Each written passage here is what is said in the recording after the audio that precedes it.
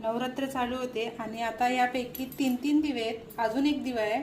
तर आता यापैकी कोणता दिवा लावायचा ते समजा नाही. हे बघा, हा दिवा आता नवीन आलेला आहे, अखंड दिवा म्हणून. तर आणि ह्याच्यावरती हे ओम आहे, हा नवीनच आणलाय मी.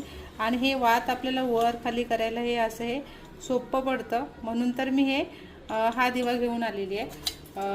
आणि गेल्या वर्षी मी हा दिवा घेतलेला आहे. हा दिवा पण मस्त एकदम जड आहे असा. याच्यामध्ये काय प्रॉब्लेम होतो, वात वर करताना आहे ना, म्हणजे आपण ह्यानी काय बोलतात, चिमट्याने जरी हात ह्यानी वात वर केली ना तरी पण ती वात विजली जाते.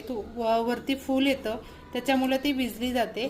आणि हा एक पितळेचा दिवा आहे आणि हा एक चांदीचा दिवा आहे. तर चांदीचा दिवा आहे त्याचा पण तोच प्रॉब्लेम आहे वात वर करताना, कारण मी हे लावून बघितलेला.